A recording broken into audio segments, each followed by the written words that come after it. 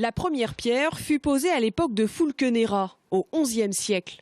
Dans quelques mois, les 3000 pierres qui composent les 8 façades du grand clocher de l'abbatiale de la Trinité seront enlevées une à une. Déjà restaurée il y a plus de 100 ans avec des moyens précaires, la flèche de 26 mètres de haut a subi l'usure des temps. L'urgence, les fissures qui sont visibles à l'intérieur du clocher. Lors des restaurations précédentes qui ont été faites au cours des siècles, en fait, on a changé ce qu'on appelle les membrons, qui sont les parties aux angles extérieurs, mais en recoupant les pierres. Ce qui fait qu'on a un point faible à l'endroit justement où ça devrait être le plus résistant. Et on s'aperçoit qu'avec l'usure des pierres, ça devient très dangereux. Et effectivement, on retrouve des fissures systématiquement à chaque angle du clocher. C'est ça qui a obligé finalement de prendre cette décision de démonter l'ensemble. Les pierres de tuffeau seront remplacées par des pierres de Thierré plus résistantes aux intempéries. Mais avant cela, première étape, les 5 cloches seront enlevées car leur système de balancement appelé lancer franc ou à battant lancé n'est pas étranger à la fragilisation des façades.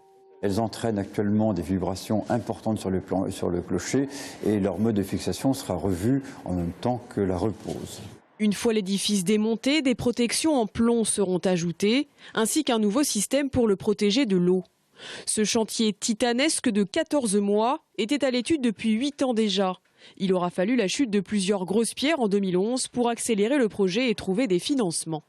Les chiffres sont très gros, hein, c'est très important. Sur la tranche qui est lancée, qui est ferme et qui est commandée, le budget est d'1,7 million, donc 1,7 million d'euros, qui sont là financés 10% par la commune et 60% État, 30% conseil départemental. Une deuxième tranche de travaux qui concernera la base du clocher aura lieu en 2018 et 2019. Des travaux qui devraient coûter près de 750 000 euros.